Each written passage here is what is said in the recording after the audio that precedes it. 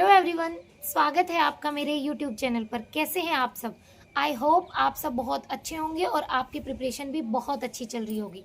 बहुत सारे स्टूडेंट्स हैं जिन्होंने अभी बीएसटीसी कंप्लीट की है या फिर अपीयरिंग में है और उनका एक क्वेश्चन है कि हम रीट प्री की प्रिपरेशन कौन सी बुक से करें, कौन सी बुक बेस्ट होगी। तो मैं आपके लिए लेके आई हूँ वो बुक्स जिनसे मैंने प्रिपरेशन की थी और फर्स्ट टाइम जब मैंने रीट दिया था तो मैंने 120 मार्क्स लिए थे 150 मार्क्स में से। तो वो कौन कौन सी बुक थी जिन्हें पढ़ के और जिनका बार बार रिवीजन करके मेरे 120 मार्क्स आए थे। मैं आज आपसे उसके बारे में बात करने वाली हूँ, ठीक है। तो सबसे पहले मैं बात करती हूँ आपसे रीट प्री के सिलेबस की। रीट प्री लेवल 1 के सिलेबस की बात करते हैं तो सबसे पहले 30 क्वेश्चन आते हैं हमारे पास साइकोलॉजी के। और साइकोलॉजी कहाँ से पढ़नी है? मैंने साइकोलॉजी रीट प्री के लिए RK वैष्णव सर से पढ़ी थी, जो उत्कर्ष में पढ़ाते थे। अभी वो उत्कर्ष में नहीं पढ़ाते हैं, उन्होंने खुद का प्लेटफॉर्म अलग से खोल लिया है। उसके बाद में मैंने मदन सर से पढ़ी थी, मदन शर्मा सर, जो भी उत्कर्ष में पढ़ाते थे और अब उन्होंने अपना खुद का यूट्यूब चैनल खोल लिया है जिसपे वो पढ़ाते हैं। और ये रहे वो नोट्स, मैंने अपने हाथों से नोट्स बनाए थे मदन सर के सारे साइकोलॉजी के, और ये हैं वो नोट्स, देख लो। अभी तो ये नोट्स कम और मनुस्मृति ज़्यादा हो गए हैं, जिस हिसाब से इनकी शाही एक दूसरे पेज में दिखने लग गई है ना, उस अकॉर्डिंग। बाकी ये सारे नोट्स हैं जो साइकोलॉजी के मैंने बनाए थे खुद ने, और यहाँ से मैंने साइकोलॉजी पढ़ी थी। और उसके बाद मैंने जो साइकोलॉजी पढ़ी थी वो पढ़ी थी इससे, धीर सिंह सर की ये बुक है अवनी पब्लिकेशन की, और इस बुक से मैंने सारे टॉपिक्स पढ़े थे साइकोलॉजी के। इसके साथ में ही हर टॉपिक पढ़ने के बाद में हमें PYQs कहाँ से करने हैं, तो PYQ करने हैं दिशा वाली बुक से। दिशा वाली जो बुक है साइकोलॉजी की, उससे सारे PYQs करने हैं टॉपिक वाइज, ठीक है। एक टॉपिक पढ़ो, उसके बाद में उसके PYQ करो, फिर एक टॉपिक पढ़ो, फिर उसके बाद में उसके PYQ करो, बार बार फिर उसका रिवीजन करो और PYQ करो, बस ये है साइकोलॉजी का मैटर। उसके बाद में बात करते हैं हिंदी की। उसके बाद में जो लैंग्वेज है वो है हिंदी। और हिंदी लैंग्वेज के लिए मैंने क्या पढ़ा था, तो मैंने हिंदी के लिए सिर्फ और सिर्फ ये वाली बुक पढ़ी थी, जो है कक्षा 9 से 12 के लिए हिंदी व्याकरण की। ये इतनी सी बुक है और ये मैंने पूरी पढ़ी है, पूरी इसका बहुत बार रिवीजन भी किया है। और रहे इसकी PYQ की बात, तो इसके PYQ के लिए बार बार रिवीजन के लिए दिशा वाले PYQ लगाए थे हिंदी के, सारे टॉपिक्स इसमें से पढ़े, उसके बाद में PYQ लगाए। ये हो गई हिंदी की बात। अब उसके बाद में जैसे ही हिंदी कंप्लीट होती है साइकोलॉजी, उसके बाद में आती है संस्कृत। रीट लेवल 1 में आती है संस्कृत। संस्कृत मैंने कहाँ से पढ़ी थी, तो संस्कृत के लिए, संस्कृत से पहले मैं आपसे बात कर लेती हूँ हिंदी वाली ही। ये वाली बुक मैंने पढ़ी थी, लेकिन अभी एक ब्रह्मास्त्र की बुक जो रोहित सर ने निकाली है हिंदी की, वो बुक मैंने देखी है और वो बहुत ही अच्छी बुक है। उससे भी आप पढ़ सकते हो अगर आपको इसमें डेटा कम लगता है या आपको लगता है कि ये इनफ नहीं है, तो आप रोहित सर वाली बुक भी देख सकते हैं, ठीक है।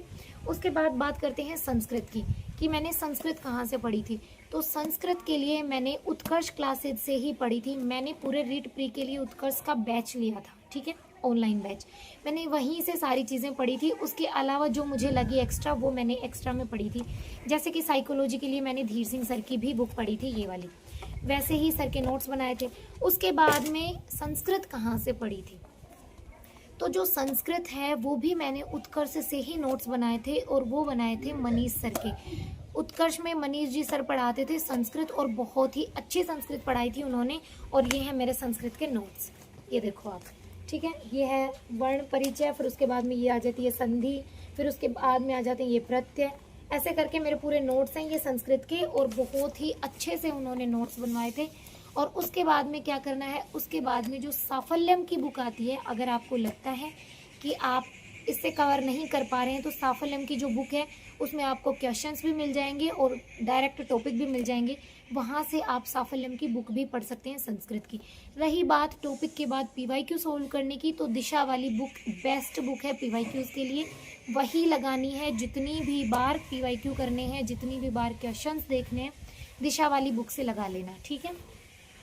उसके बाद में संस्कृत के बाद में बात करते हैं, अगर कोई स्टूडेंट ऐसा है जो इंग्लिश भी लेना चाहता है, वो मैं बाद में बात करूंगी, पहले मैं अपने बारे में बता देती हूँ कि मैंने कहाँ कहाँ से पढ़ा था, ठीक है। ये दिशा वाली बुक है जो है हिंदी के PYQ की।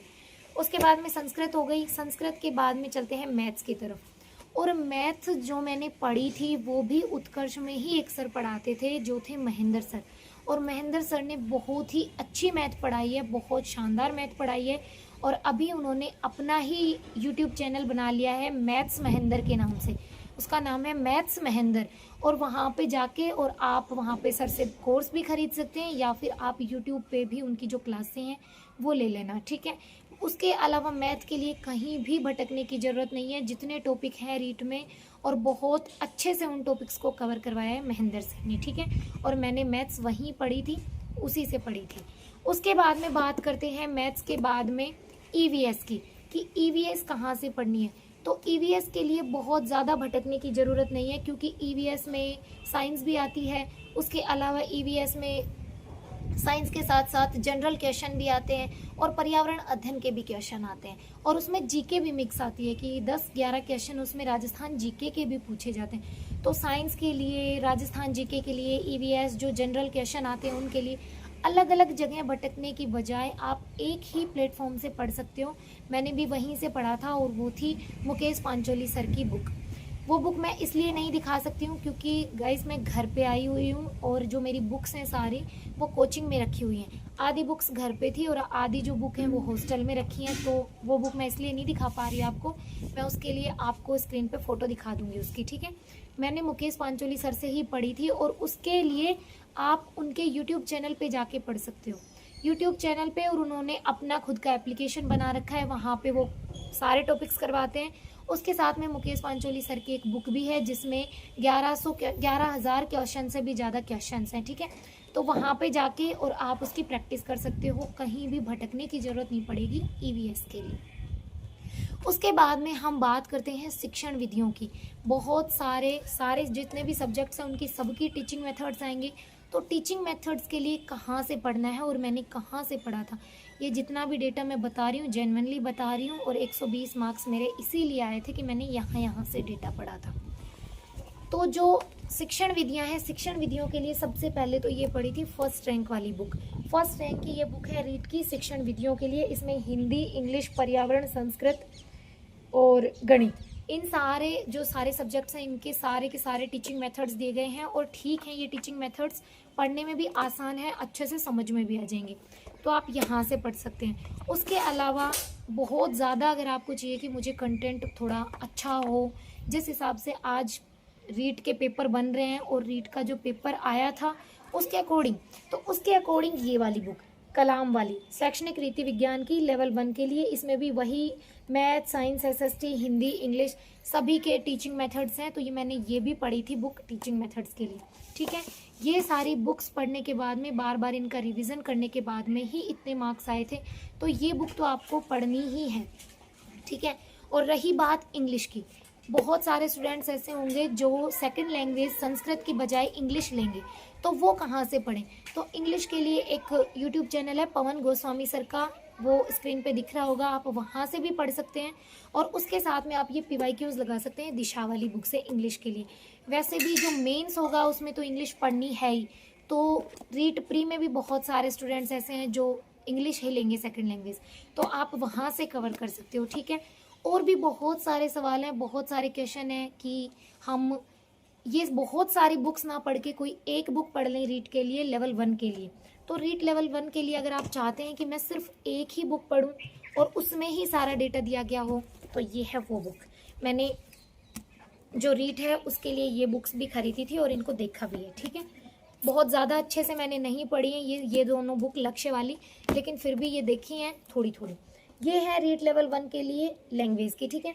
इसमें हिंदी, इंग्लिश और संस्कृत तीनों लैंग्वेज हैं, तो बहुत सारी जगह भटकने की बजाय आप डायरेक्ट इसको भी पढ़ सकते हैं। ये बहुत अच्छी बुक है, अगर बार बार 2-3 बार इसी का रिवीजन कर लिया जाए तो रीट प्री आसानी से निकल जाएगा। और सेकंड है ये, ठीक है, जिसमें दिया गया है ईवीएस, मैथ और साइकोलॉजी, मैथ और ईवीएस हो गया इस वाली में, और लैंग्वेज हो गई इस वाली में। तो दोनों ही बुक हैं जो लक्ष्य की गाइड है। कहीं भी ना भटकने की बजाय अगर आप एक ही जगह पढ़ना चाहते हो तो आप लक्ष्य की गाइड पढ़ सकते हो। और मेरा मानना ये है कि अगर आपको सिर्फ लक्ष्य की ही गाइड पढ़नी है तो आप सिर्फ लक्ष्य की गाइड ही पढ़ना और उसके बाद में दिशा वाले PYQs लगा लेना। और अगर आपको ऐसा है कि इस गाइड को ना पढ़ के अलग से सारी बुक्स पढ़नी है, तो वो मैंने बता दी है कि ऐसे ऐसे पढ़नी है। ये बुक अगर इनका 2 बार रिवीजन कर लोगे ना तो आसानी से रीट प्री निकल जाएगा, कहीं भी ज़्यादा पढ़ने की ज़रूरत नहीं है और इनमें बहुत अच्छा डेटा दिया गया है। ठीक है, अब हम मिलते हैं नेक्स्ट वीडियो में, जिसमें हम बात करने वाले हैं रीट मेंस के लिए मैंने कौन कौन सी बुक्स पढ़ी थी और मेरे कितने मार्क्स आए थे। ओके, तब तक के लिए सभी को जय श्री श्याम, राधे राधे।